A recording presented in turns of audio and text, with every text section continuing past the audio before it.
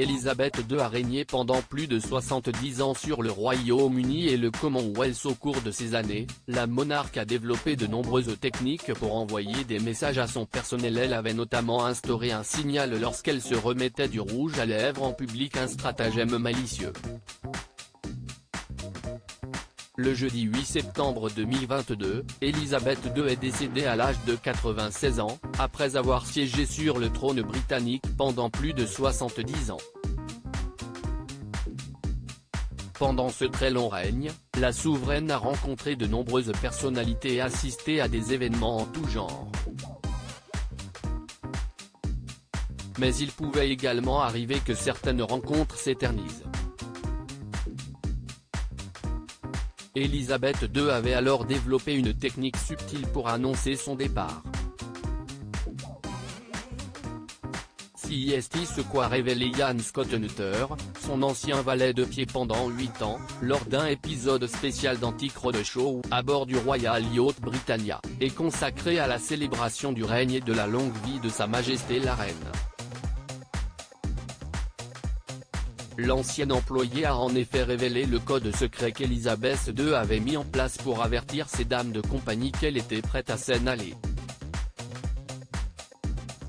Je crois que l'étiquette veut que les dames ne se maquillent pas en public. Mais elle avait son sac sur le côté et elle sortait son rouge à lèvres et le mettait, sans miroir ni rien, et c'était un signal pour les dames qu'elle était prête à partir, a confié l'ancien valet de pied royal, avant d'ajouter, bien sûr, elles, les dames d'honneur, rassemblaient toutes leurs affaires et Sa Majesté se levait, donc elles étaient toutes prêtes et préparées. Élisabeth II et la technique du sac à main. Mais la technique du rouge à lèvres n'était pas le seul moyen développé par Élisabeth II pour communiquer avec son personnel. En effet, selon la commentatrice royale, Kristen Meinzer, la souveraine avait également pris pour habitude de faire passer son sac à main d'un bras à l'autre pour indiquer poliment qu'elle voulait mettre fin à la conversation.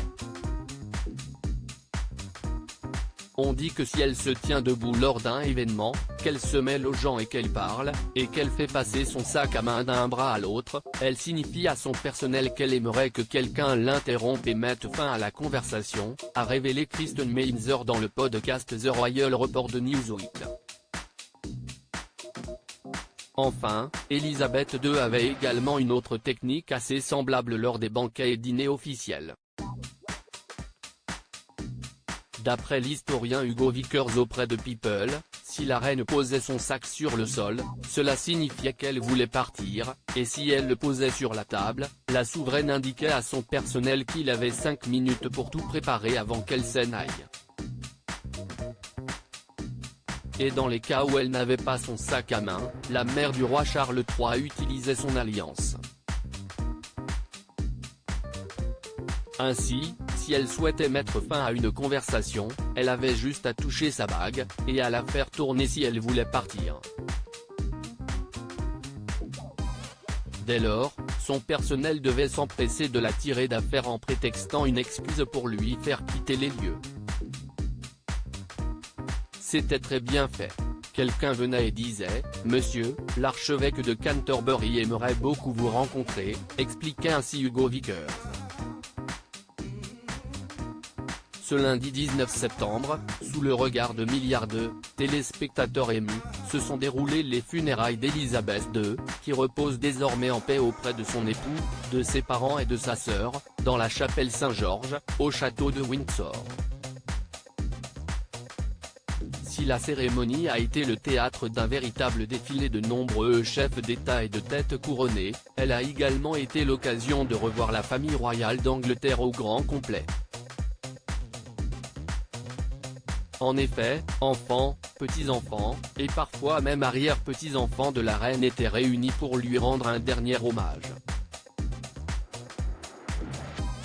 Un bel adieu pour une monarque d'exception. À propos de l'auteur, ces derniers articles.